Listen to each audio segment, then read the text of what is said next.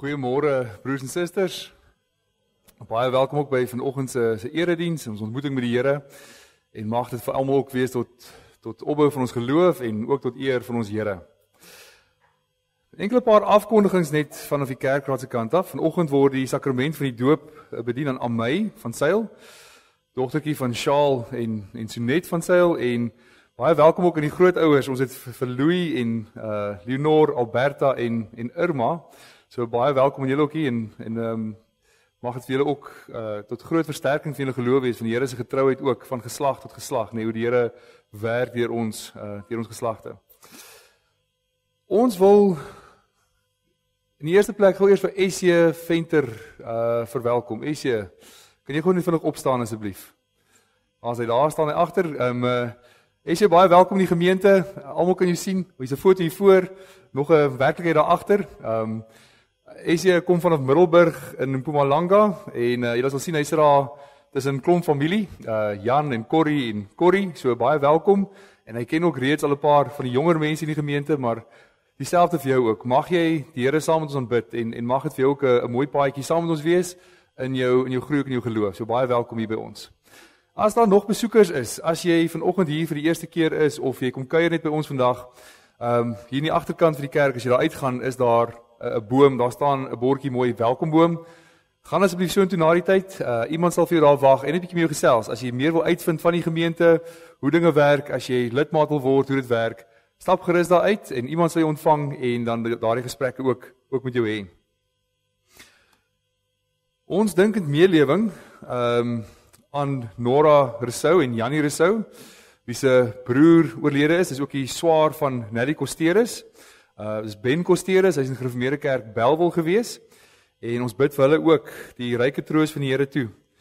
Die begrafnis vind plaas Dinsdag om 10:00 by die Durbanville Gedenktuin, en die troosdiens vind dan ook Dinsdag plaas 11:30 by die Gereformeerde Kerk Bellville. Hy was baie bekend ook in ons gemeente, so as iemand die troosdiens wil bywoon 11:30 Dinsdag by Gereformeerde Kerk Bellville. Ons dink so ook aan Elma Venter, wie se swaar maandagoggend oorlede is. Ons bid vir haar en haar familie ook die vertroosting van die Here toe. Ons dink nog steeds in ons gebede aan Dr. Frans van der Walt. Hy is wel ontslaan uit die hospitaal uit, maar dit gaan nog steeds moeilik met sy gesondheid. Onthou hom asseblief in julle gebede en dra hom op aan die Here. Dan as jy 'n paar gelukwensings.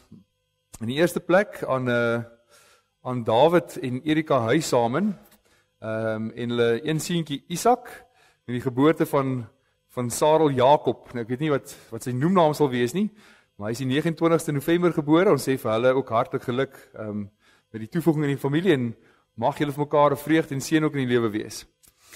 Ons sê ook geluk aan die twee egpare wat hierdie komende Saterdag in die huwelik tree. Dis Alicia Masoet en Ruben Stein, asook Kayla Leroux en Andreas van Heerden. Ons bid vir hulle ook die Here se rykste seën toe vir hierdie lewenspad wat vir hulle voorlê.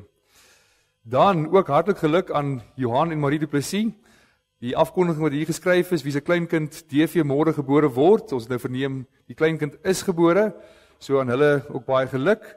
Maar na dieselfde asem ook aan Tian en Chantay Opperman, wie se babietjie DV môre gebore word, en dan ook so vir Johan en Elise Opperman, die grootouers is van die babietjie, vir hulle ook hartlik geluk. Laaste afkondiging, ons gee gewoonlik die blomme in meelewing aan iemand, en hierdie week gee ons graag die blomme aan oom Chris Kutse. Oom Chris het laasweek 'n baie groot oogoperasie gehad. Ons wil vir hom sê, oom Chris, baie sterkte. Ons is dankbaar vir die Here, dat die Here oom so 'n mooi gesondheid gee, dat oom die krag wat hom kry in die koninkryk werk. En oom Chris is al 'n meer senior bejaarde persoon, maar nog steeds sy ywer vir die koninkryk van die Here hou nie op nie. Hy's daagliks en weekliks besig om die koninkryk van die Here te werk, en mag die Here ook nog daarin ryklik seën. Ons gaan vandag as voorsang saam sing, met die oog op die viering van die koms van ons Here Jesus Christus na die wêreld. Sing ons saam as voorsang vanoggend saam lied 336, 339, as ook lied 366. En daarna sal ons begin met die erediens.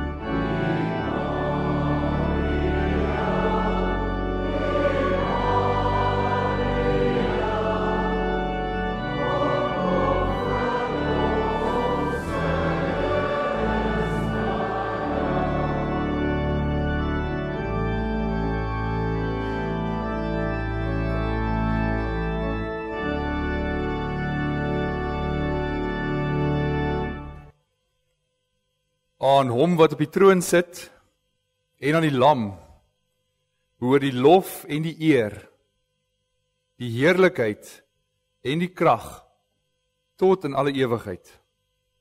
Geliefdes, genade, barmhartigheid en vrede vir julle van God ons Vader en ons Here Jesus Christus deur die kragvolle werking van die Heilige Gees. Amen. Kom ons maak die Here se naam groot deur saam te sing Psalm 148. Kom prys die Here met dankbaarheid en prys hom in al sy majesteit. Ons staan en sing ons saam vers 1, 2, 3 en 9 en daarna kan ons bly staan vir ons geloofsbelijdenis.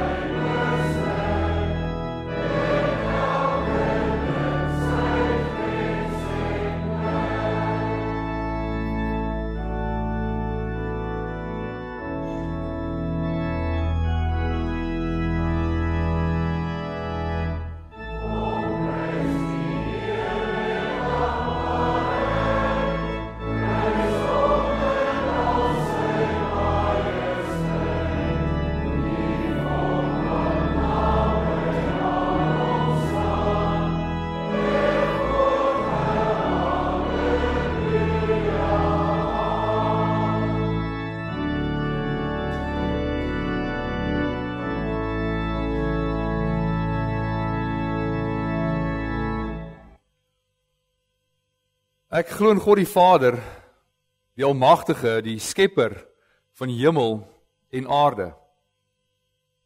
En in Jesus Christus, sy enige gebore Seun, ons Here, wat ontvang is van die Heilige Gees, gebore uit die maagd Maria,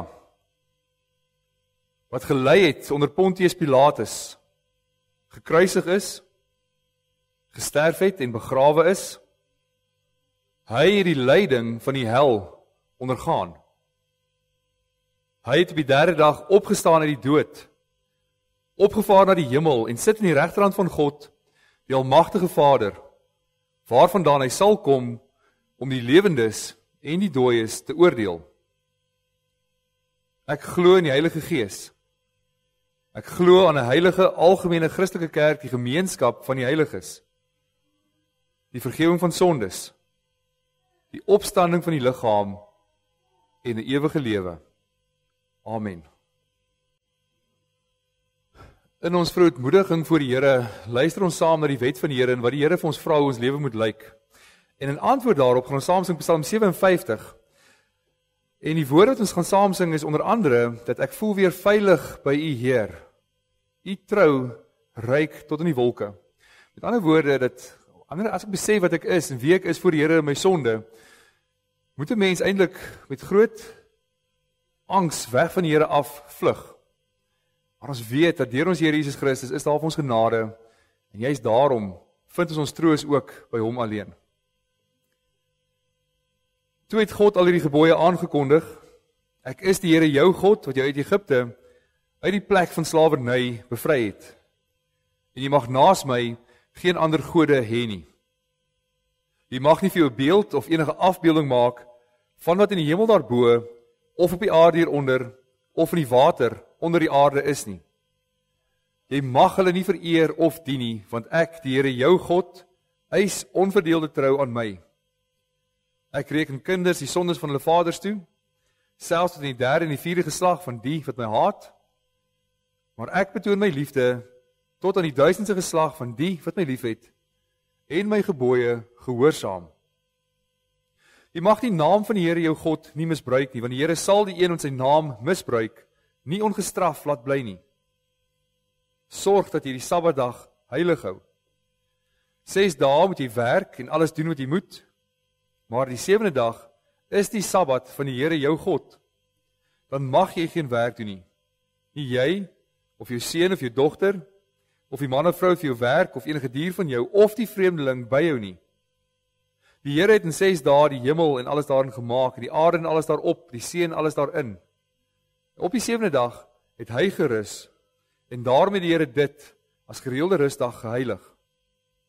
Eer jou vader en jou moeder, dan sal jy lank bly woon in die land wat die Here jou God vir jou gee. Jy mag nie moord pleeg nie. Jy mag nie egbreek pleeg nie. Jy mag nie steel nie. Jy mag nie vals getuienis teen 'n ander gee nie. Jy mag nie iemand anders se huis begeer nie. Jy mag nie sy vrou begeer nie. Ook nie 'n slaaf of slavin, 'n bees of 'n donkie of enigiets anders wat aan hom behoort nie.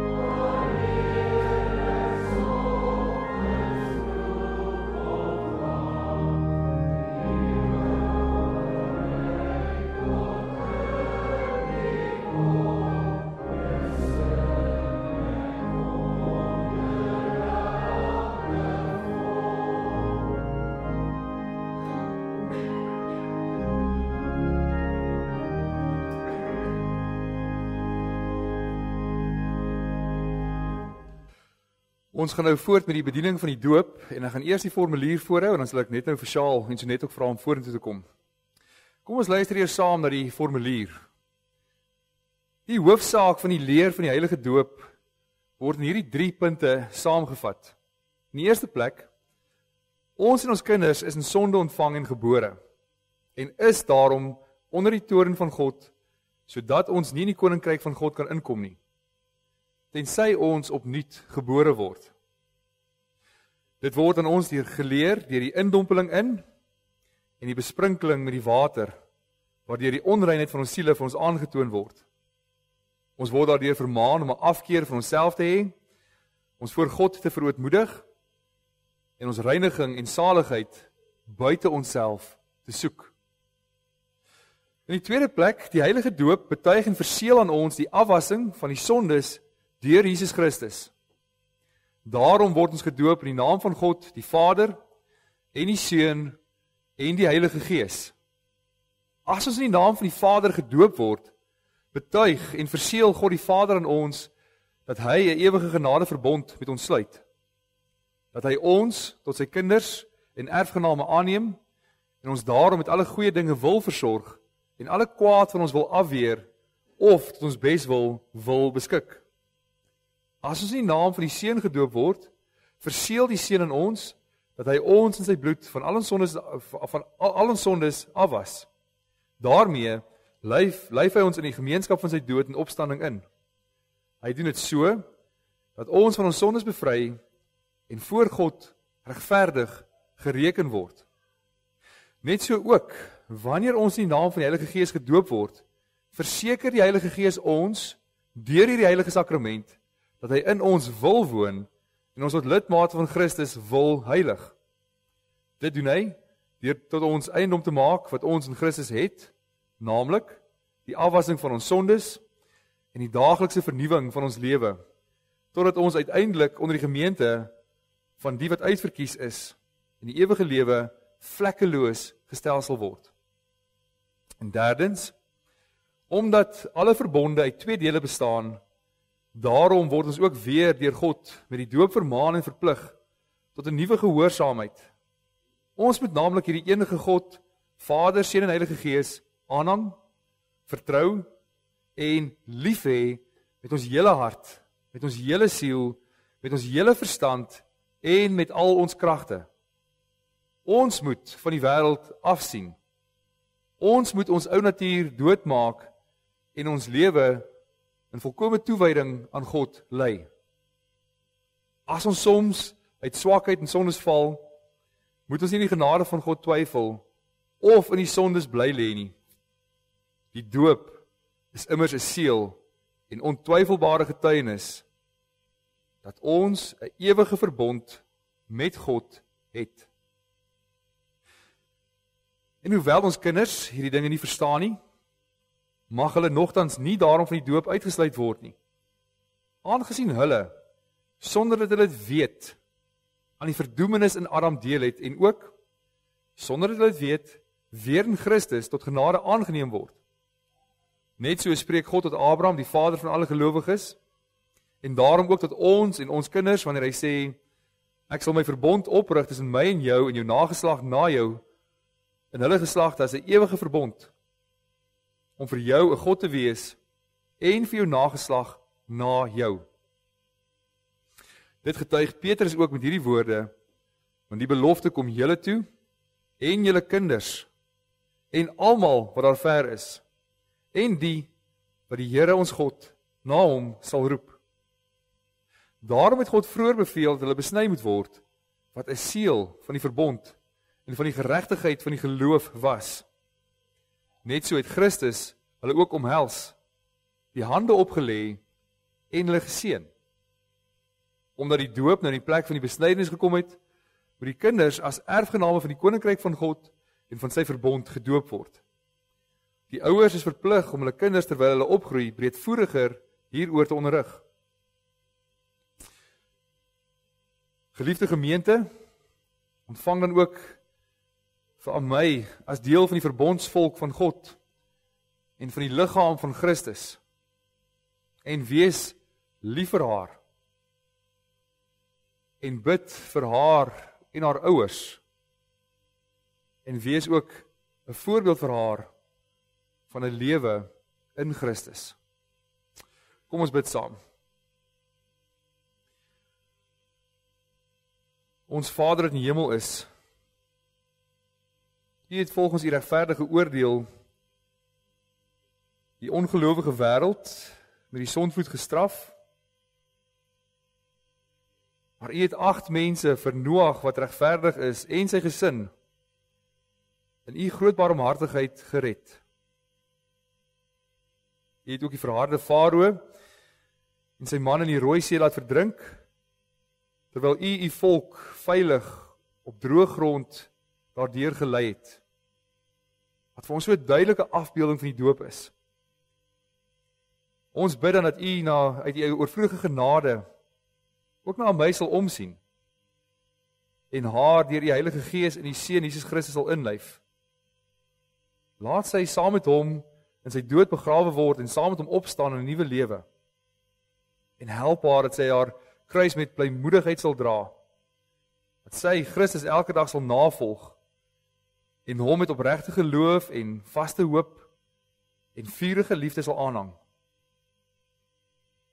Ons bid dat sy Christus so navolg dat sy in hierdie lewe wat immers maar net 'n voortdurende sterwe is, dat sy in hierdie lewe getroos kan leef en hierdie lewe getroos kan verlaat ook en op die laaste dag sonder vrees vir die regterstoel van Christus U Seun kan verskyn. Dit vra ons in die naam van ons Here Jesus Christus, ons Here, U Seun wat saam met U in die Heilige Gees as die enigste God leef en regeer tot in ewigheid. Amen. Shaal en Sonet, ek gaan vra asseblief dat julle nou na vore kom.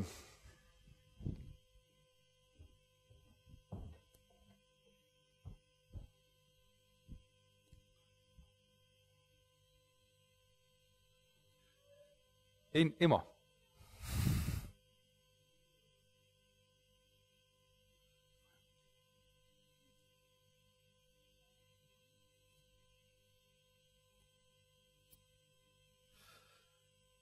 Geliefdes in die Here Jesus Christus, u het gehoor dat die doop 'n instelling van God is om aan ons en ons kinders sy verbond te verseël.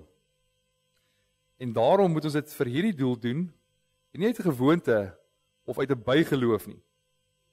Dat dit duidelik kan word dat julle gesindheid is, vra ons dat julle opreg ook op die volgende vrae antwoord. Eerstens, hoewel ons kinders in sonde ontvang en gebore is, en daarom aan allerlei elende, ja, aan die verdoemenis self onderwerp is, bely julle nogtans dat hulle in Christus geheilig is, en daarom as lidmate van sy gemeente gedoop behoort te wees. En tweedens, bely julle die leer wat in die Ou en die Nuwe Testament en die artikels van die Christelike geloof vervat is, en die Christelike kerk hier geleer word, as die ware en volkome leer van die saligheid is.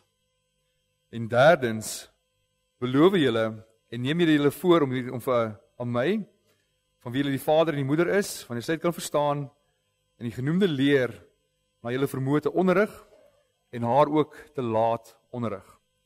Wat is hierop julle antwoord? Vra asseblief dat aan my na vore gebring word.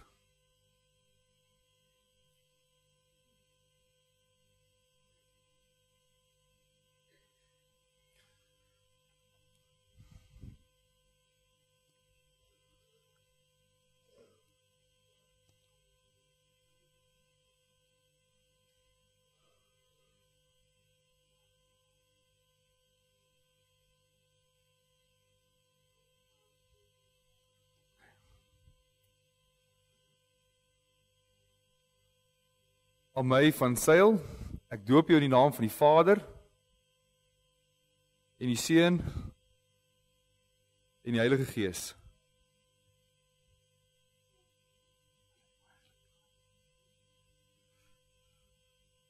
Ek gaan nou vra dat oupa Louis, asseblief julle na vore kom, en die Bybel en die doopseël namens die gemeente oorhandig, en ook gelukwens net vinnig hulle oordra.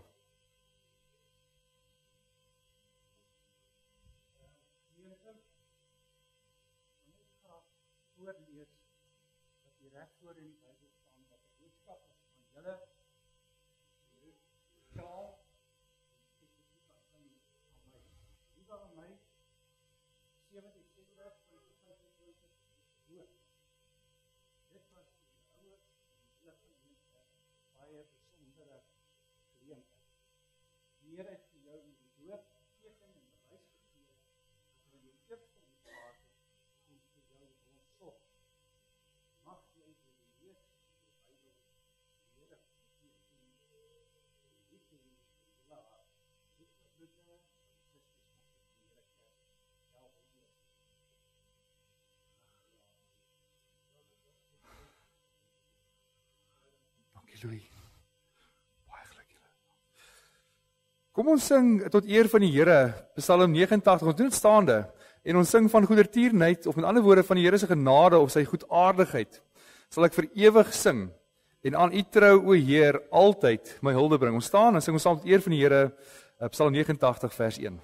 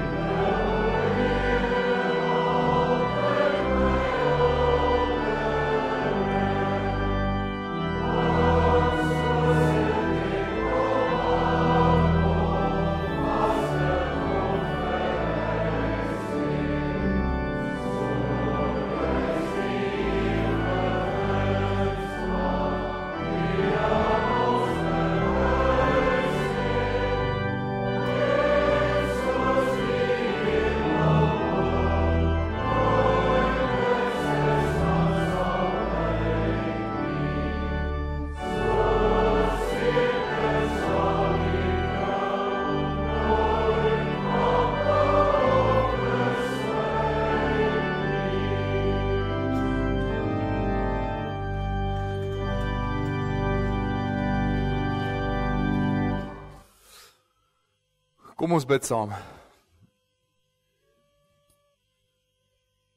Ons Vader wat in die hemel is, ons dank U, Here, vir soveel goedheid en genade waarvan ons kan sing en getuig. Dat U die ware enigste God is. En dat U in die soewereiniteit, in die almag, in die heerlikheid, in die alwetendheid, kies om 'n verbond met ons as mens te sluit. Dat U beloftes maak teenoor ons as mens wat maar stoffelik is. En dat U beloftes altyd waar is. Dat U beloftes nooit sal wankel of beswyk nie. Dat U beloftes van verlossing in Christus vas staan. En ons dank U vir die voorreg om getuies te kan wees van U werk. Dat U ook daardie verbond sluit met 'n klein babietjie. Dat U haar ook inbring in die verbond en beloftes teenoor haar maak van verlossing in Christus. En ons bid vir haar en ons bid vir haar ouers. Mag hulle U genade en goedheid elke dag beleef. En mag hulle daaruit leef in dankbaarheid om U naam groot te maak, om U lof te besing oor die hele aarde. Ons dank U vir die woord, en ons dank U dat ons vanoggend weer saam na U woord mag luister. Ons bid dat U Gees ook kragtig in ons harte sal werk, om ook hierin U genade aan ons te sien. Ons bid dit in Jesus naam alleen. Amen.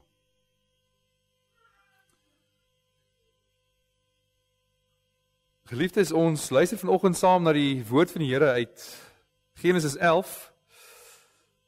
En dis die laaste gedeelte van die voorgeskiedenis van Genesis 1 tot 11, wat strek van Genesis 1 tot 11. Ons lees saam Genesis 11 vanaf vers 10 tot en met vers 32. Hier volg die familieregister van Sem.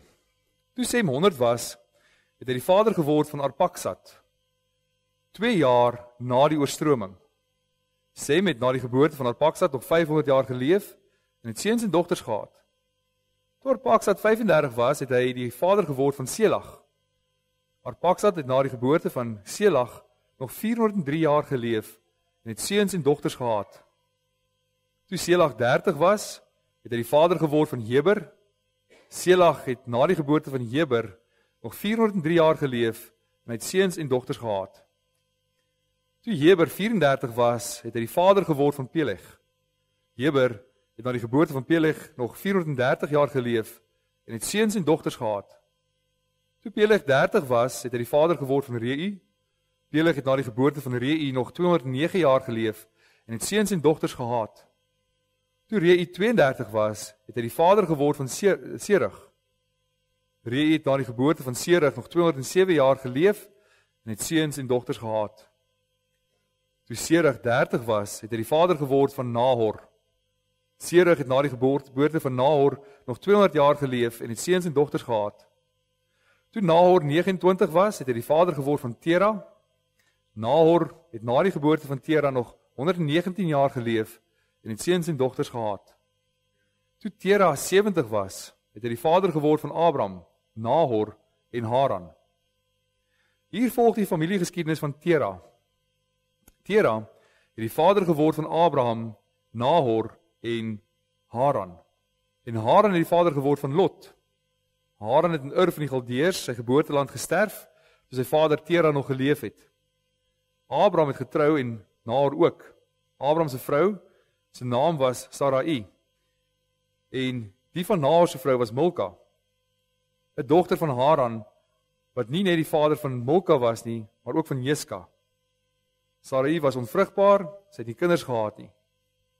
Tera het sy seun Abraham geneem en ook sy kleinseun Lot, seun van Haran, en sy skoondogter Sarai, die vrou van sy seun Abraham, en saam met hulle uit Ur van die Galdeërs weggetrek om na Kanaan toe te gaan.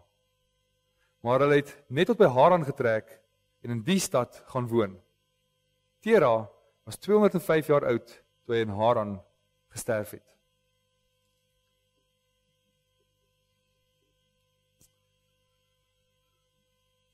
Geliefde broers en susters, die ellende van die mens kan nie oorbeklemtoon word nie. Ons kan dit nie volledig uitdruk of volledig beskryf of volledig indink hoe elendig die mens eintlik is nie. Ons leef in 'n wêreld wat in die doopformulier beskryf word as iets wat niks anders is nie as net 'n voortdurende sterwe. En wat dit beteken is nie net dat die mens sterflik is nie, ons weet dit is waar dat die mens ook sal sterf. Maar dit beteken dat die hele skepping, alles aan die sondeval onderwerp is. En omdat alles aan die sonde en aan die effek van sonde onderwerp is, beleef 'n mens hierdie ellende op ellende. Mens beleef hierdie gebroke verhoudings. Mens beleef siektes wat ook terminaal is. Mens beleef 'n wêreld waar leuns regeer. En waar eintlik hierdie kakofonie van korrupsie is wat net uitloop éventueel op die dood. Daar's nie 'n verbetering van die menslike toestand nie. Maak nie saak hoe lank die mens hom lewe nie. Dis nie asof die wêreld 'n beter plek word in die duisende jare wat die mens hier is nie.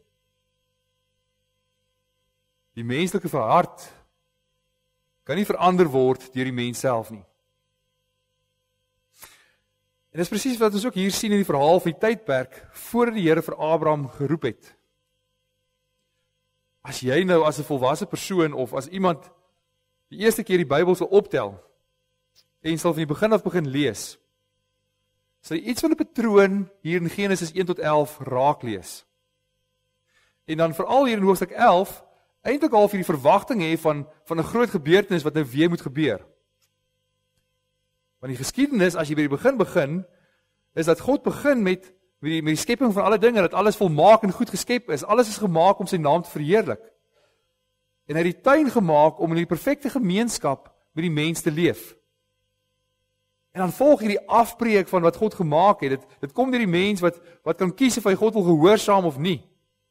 En die mens wat dan juis kies om homself aan homself te vergryp, om direk in stryd met die bevel van God, homself aan die skepping te vergryp en nie die Skepper die eer te gee nie.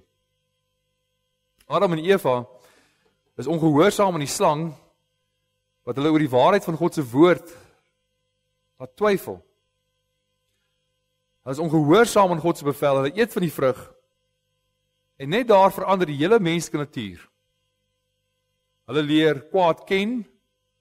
Nie soos God wat alles kan ken nie, maar deur self nature boos te word. As hulle nie van die vrug sou geëet het nie, sou alles 'n vreugderyk gewees het, waar gehoorsaamheid aan God, liefde vir God en alles sal geseëvier. Maar as gevolg van daardie sondeval, word die hele menslike bestaan 'n jammerdal, waar mens verwag dat die dood sal heers. So die Here hulle gestraf en regverdig gestraf hulle sonde. Ons weet die straffe wat die Here vir Adam en Eva in hulle verhouding gee. Maar te midde van daardie val, te midde van daardie straf wat die Here vir hulle gee, kom daar ook 'n belofte. Wat die Here sê, dat die saad van die vrou sal die kop van die slang vermorsel. Die Here beloof direk na die sondeval, dat uit die saad van die vrou, of meer spesifiek, uit 'n nageslag wat die Here bestem, uit sy kerk uit, sal daar 'n verlosser gebore word, wat die kop van die slang sal vermorsel. Daar is dus altyd hoop, te midde van die ellende waarin die mens leef. En die geskiedenis wat dan na die sondeval volg, is 'n vertelling van hierdie geslagslyne, waar die saad van die kerk en die saad van die slang eintlik in konflik met mekaar is. Waar daar 'n hele paar geslagsregisters op mekaar volg, waar ons eintlik hierdie verwagting het van die genade van die Here wat in een van die geslagte sal kom. So hoe is dit moontlik dat God hierdie saad, hierdie belofte van hierdie saad sal bewaar? Want waar die mens van nature geneig is om God en sy naaste te haat, hoe kan dit wees dat hierdie saad sal bly voortbestaan? Ons hoor presies wat die gevolge van die sondige mens is. As ons hierdie voorgeskiedenis lees, besef ons dis een ellende op die ander. En ons hoor hoe die saad van die slang eintlik probeer om die saad van die vrou te verdruk. Die heel eerste verhaal is op die historiese vlak Kain wat sy broer Abel vermoor. Dat dit lyk of die slang die oorhand gaan kry oor die saad van die vrou. En hy jok en probeer vir die Here wegsteek. Maar dis nie die einde van die verhaal nie. Selfs nadat Kain vir Abel doodslaan, is dit nie die einde van die saad van die lyn van die vrou nie. Want aan die einde van hoofstuk 4 hoor ons dat Eva het weer 'n seun in die wêreld gebring en sy het hom Set genoem, want het sy gesê, God het vir my 'n ander kind gegee in die plek van Abel, omdat Kain hom vermoor het. Waar dit lyk of die wêreld oorwin, kom die Here en hy maak 'n plan waar die mense nie plan gesien het. Hy sien dis God se werk dat hy die saad voortsit, hierdie belofte van hom voortsit. Dat hy sal sorg dat hierdie saad van die vrou voortgaan. Dat die kop van die slang vermorsel sal word. Dan volg dan weer geslagslyne, wat weer die belofte van die saad van die vrou volg. God is nie klaar met sy skepping nie. Hy is nie klaar met sy belofte nie. En tussen al hierdie geslagsregisters waar die Here die saad van die vrou uitstipuleer, sien 'n mens twee groot gebeure as gevolg van die sonde van die mens. Eintlik half twee hoogtepunte as gevolg van die rebellie van die mens teen God. Die eerste groot gebeurtenis na die sondeval is waar die Here ingryp omdat die mens homself van sy kleintyd af net die kwaad bedink.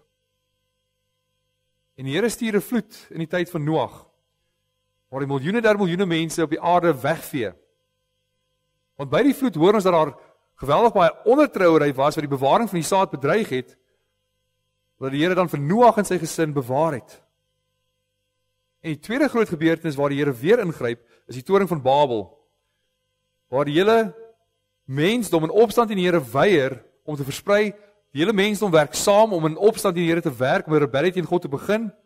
En weer eens is daar 'n poging om die saad van die vrou te bedreig, want daardie saad sal aan deelneem in hierdie opstand teen God. Maar die Here gryp weer in, en hy versprei die hele mensdom oor die aarde, deur hulle verskillende tale te laat praat en verwarring onder mekaar te bring.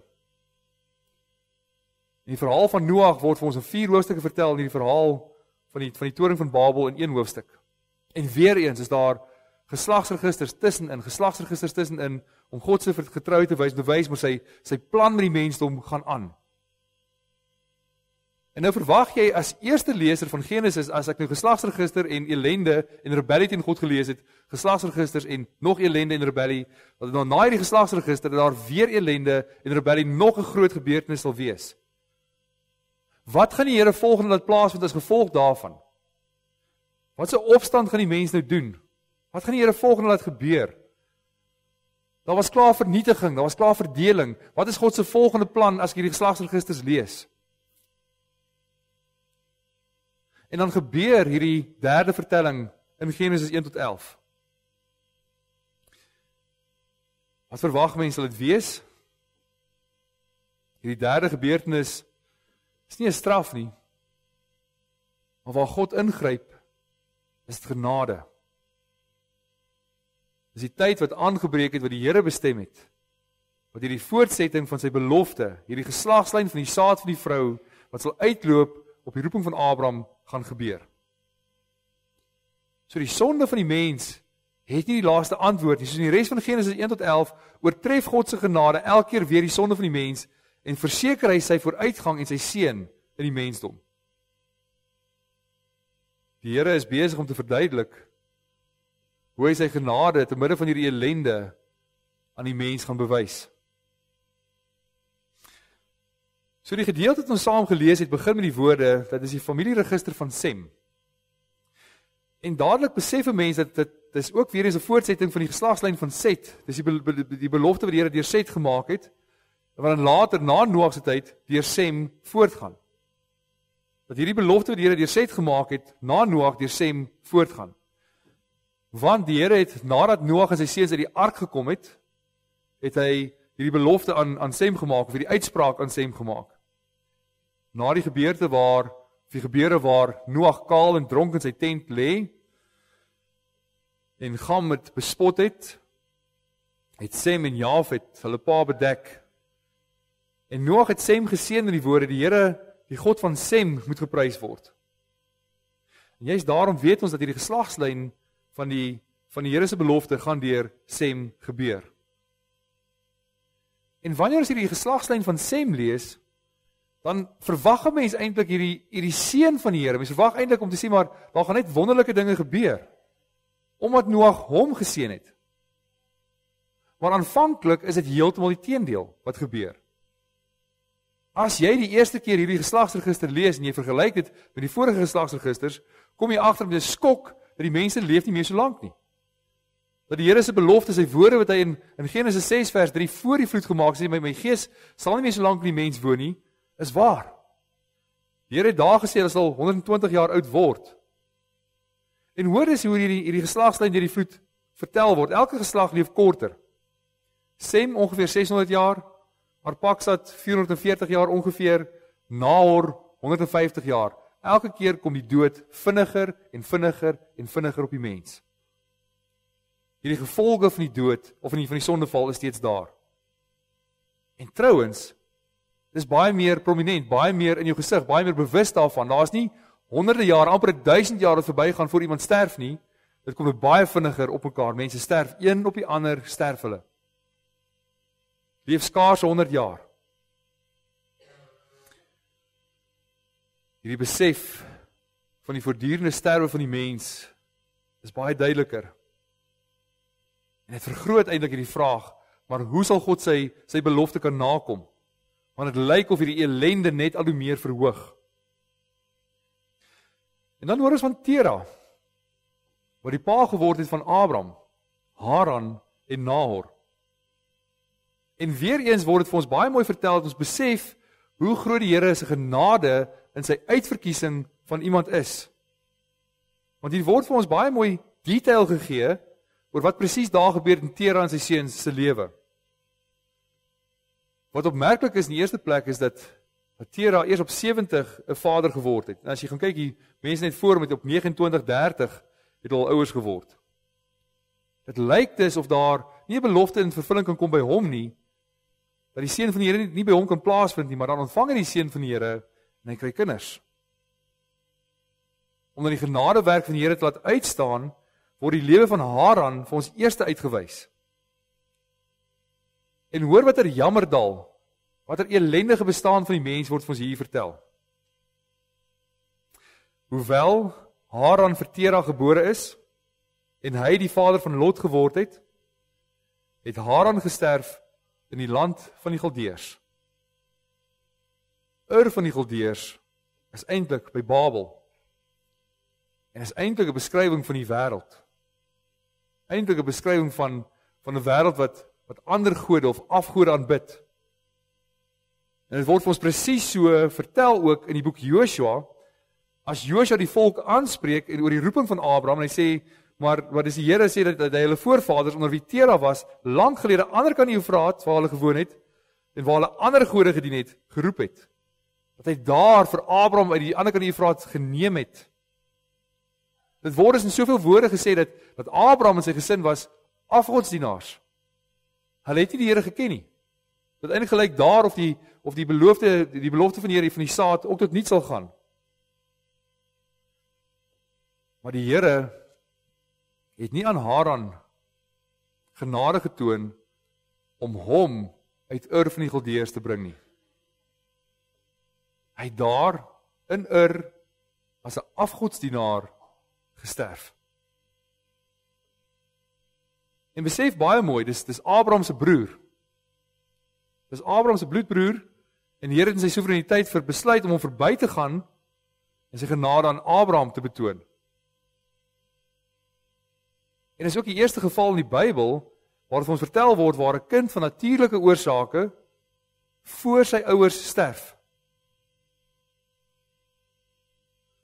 Hoe tragies word die lewe nie vir ons beskryf nie. Hoe hopeloos word die situasie nie vir ons beskryf nie.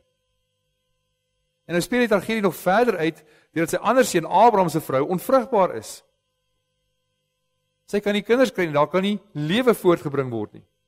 En dit word vir ons beklemtoon deur die feit 2 keer na mekaar gesê word in afwisseling, eintlik om die toestand van die sondeval aan te dui. Dis 'n hopelose situasie. Die gesin van Tera is 'n plek waar afgoderry bedryf word, waar die dood heers en waar nie weer lewe na vore kan kom nie. Dis hoe sy situasie beskryf word. Maar die Here wek lewe uit die dood. Hy bring lewe uit die dood. Hy bring hoop waar dit menslik onmoontlik is. Daar's nie 'n manier waar iemand uit hulle eie uit in 'n plek soos Ur van die Galdeërs waar hulle afgode aanbid net self besluit goed, maar ek bekeer tot die ware God nie. Maar ten spyte van al die sonde en oordeele in Genesis 1 tot 11, wys die Here vir ons dat sy plan met die mensdom voortgaan. En die fokus is nou op die saad wat die Here gaan gebruik, en dis in Abraham. Dat hy met hom weer daai belofte sal bevestig van 'n verlosser wat sal kom. En mens sal hoor in die volgende hoofstuk dat God vir Abraham, dat Abraham deur die Here geroep is. Maar ons hoor in hierdie gedeelte dat Tera ook uit Ur getrek het. Dalk omdat hy weer die Here vir Abraham geroep het, om na Kanaan te gaan, mens weet nie. En ons hoor dat Tera vir Lot en vir Abraham vir Sarai geneem het, uit die land getrek het, en dat hy net halfpad tot by Haran gekom het, en daar gebly het, en dat hy daar gesterf het. Dit alles word vertel om God se genadewerk in Abraham se lewe te vergroot. Dat Abraham word weggebring uit 'n heidense land waar hy afgode aanbid het. Waar daar menslik gesproke geen rede is om vir Abraham te roep nie. Hy's 'n afgodsaanbidder. Sy vrou is onvrugbaar, sy kan nie kinders voortbring nie. Hoekom sal die Here aan hom 'n belofte maak dat die saad deur hom sal voortgaan? Dit lyk weer of alles tot 'n einde gaan kom, of daar nie enige hoop is nie. Dit lyk so 'n hopelose situasie. Dis die gevolge van die sondeval, dis die dood. Maar God werk. En is juis in daardie hopelose situasie waar hy wys, maar dis hy wat werk en nie mense wat werk nie. Om te wys, dit kom nie uit menslike krag nie. Dit kom nie uit menslike keuse nie. Dis nie die mens wat vir God voorskryf hoe dinge moet gebeur nie. Dis nie die mens wat God help om dinge te laat gebeur nie. Dis nie die son wat die finale seggenskap het nie. Maar God se uitverkore volk, sy belofte bestaan uitsluitlik as gevolg van sy eie ingryping, van sy eie werk in ons as mense se lewe. Dat hy kom gee vir ons lewe, daar waar menslik gesproke geen hoop is nie, daar waar net ellende in hierdie wêreld is. En die roeping van Abraham se lewe is dat hy uit hierdie plek van afgoderry weggebring word, wegkeer van afgoderry, maar nie net tot 'n plek van neutraliteit nie, maar 'n plek waar daar deur hom, dat hy 'n seën sal wees vir al die nasies. Liewe broers en susters, is nie merkwaardig oor hoe die Bybel keer op keer God se werk aan ons beskryf nie. Dat Abraham se roeping, Abraham se uittog uit Ur, is eintlik maar net 'n mini-eksodus van wat later sal kom, dat die patroon herhaal later weer met Moses en die hele volk, waar daar weer eens 'n situasie van hopeloosheid is, as gevolg van slawerny. Maar dit is uiteindelik ook die patroon van die evangelie. Want wat die Here in sy woord vir ons openbaar, is dat hy alleen neem die inisiatief. Ons kan as mens nie enige lewe uit onsself uit voortbring nie. In onsself is ons geneig om God en ons naaste te haat. In onsself is ons geneig om afgode te aanbid. In onsself is ons geneig om 'n lewe weg van God af te leef, wat uitloop op die ewige dood. En dis ons ook sê met die formulier by die doop. Ons word in sonde ontvang en gebore. En ons kan nie in die koninkryk inkom nie. In die gebed van die formulier bely ons ook dat hierdie lewe is niks anders as 'n voortdurende sterwe nie. Dis 'n jammerdal. Dis 'n lewe van ellende, een op die ander. 'n Lewe in 'n wêreld waar die dood heers. 'n Lewe in 'n wêreld waar kinders voor ouers sterf. 'n Lewe waar mense nie in staat is om lewe self voor te bring nie. 'n Lewe waar daar geen hoop is nie, net ellende. Maar God is getrou. Dis hy wat sy belofte wat hy aan die heel begin gemaak het, behou. Dis hy wat nie sal toelaat dat sy belofte wat hy gemaak het van die saad van die vrou wat die kop van die slang sal vermorsel, tot niet gaan nie. Dat selfs na die hopelose situasie kom die Here en hy bring lewe. Dat hy bevestig later weer sy verbond aan Abraham. Hy roep hom uit afgoderry en hy beloof hom, jou saad sal so heerlik wees soos die sterre in die hemel. En dis wat gebeur. Die Here sluit die verbond met Abraham.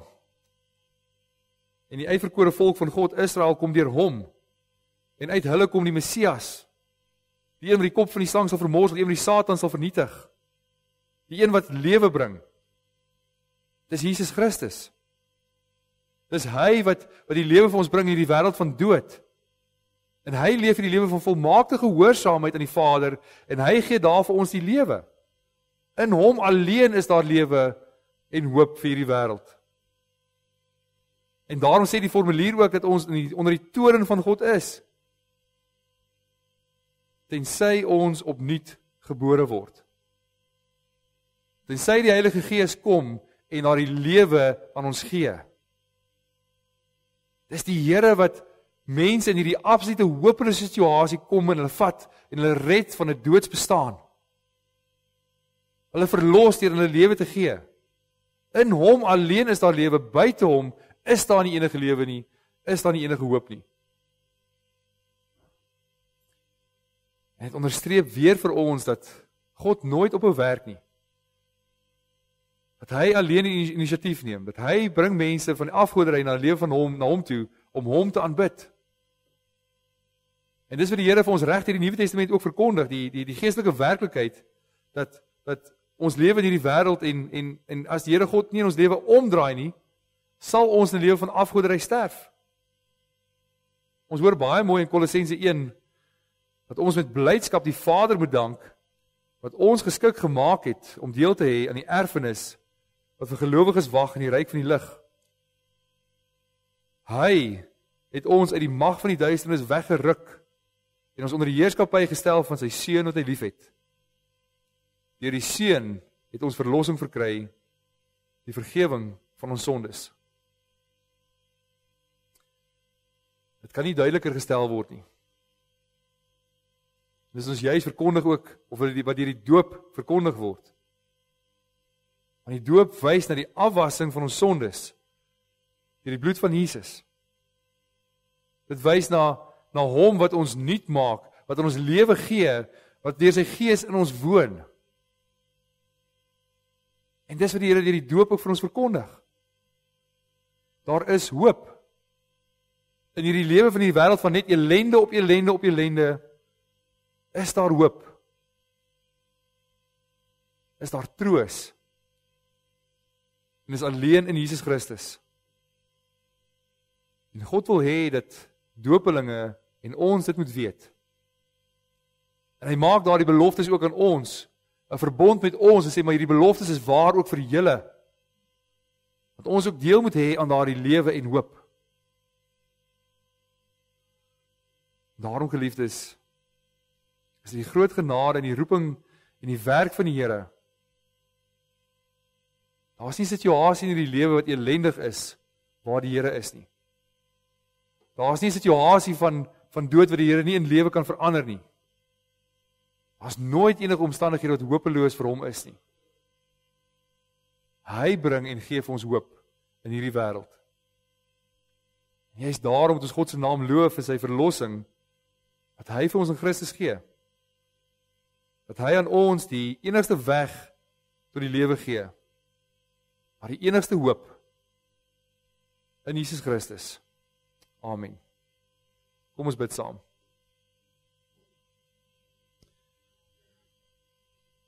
Ons Vader in die hemel, ons elkeen belewe ook in ons eie omstandighede, dat hierdie lewe 'n voortdurende sterwe is. Ons elkeen het smart en hartseer, beleef rou en swaar kry in verskillende grade op verskillende maniere. Alles is gevolg van die sonde. Ons dank U, Here, dat U ons deur en deur ken, dat U ons ellende ook ken. En dat U die groot genade en die liefde ook kies om aan ons daardie genade te betoon. Kies om ons deel te maak van u verbondsvolk. Kies om ons u kinders te maak, dat ons u kan ken. Dat ons daardie hoop in hierdie lewe kan ken, die enigste troos in lewe kan ken. En is dat te midde van hierdie ellende en hierdie jammerdal, wat ons met liggaam en siel nie in onsself behoort nie, maar dat ons Here ons losgekoop het, dat ons aan hom behoort, en dat ons daarom in hierdie lewe kan weet dat alles swaar kry, word ook tot ons bes wil beskik. Dat u werk ook daardeur in ons geloof, ons daarom ook u kan loof en prys in daardie omstandighede. Maar ons dank u Here vir daardie groot genade, wat ons glad nie verdien nie, maar so wonderlik uit die Vaderhand kom. Ons loof en ons prys u daarvoor. In Jesus naam. Amen.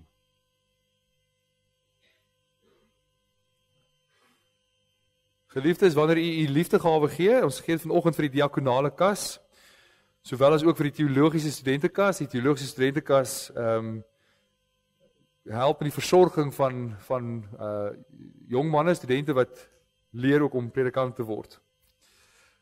Kom ons sluit nou af deur saam te sing Psalm 90 vers 1 en vers 2. En ons antwoord op die Here se woord. Sing ons saam Psalm 90 vers 1 en 2 dat U was vir ons 'n toevlug deur al die geslagte en ontelbare kere. En daarna ontvang ons die seën.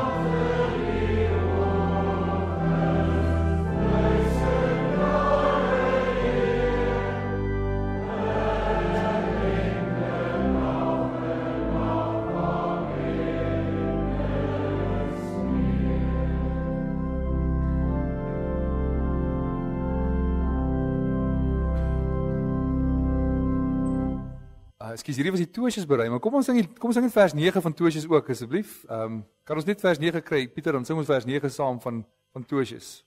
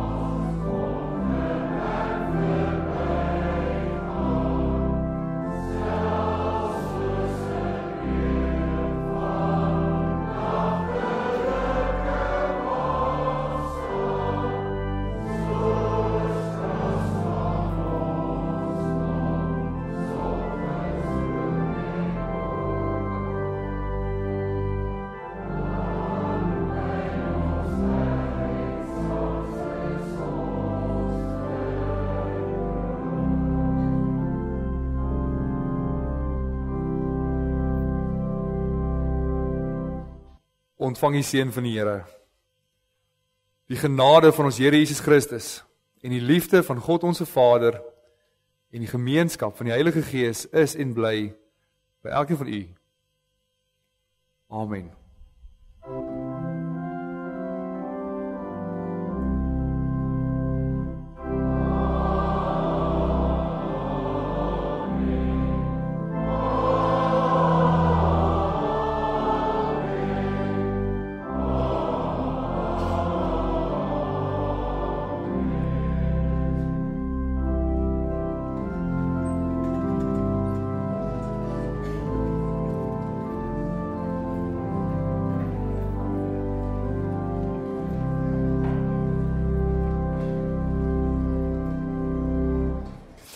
Daar is net nog 2 kort afkondigings waarop jy julle aandag wil vestig.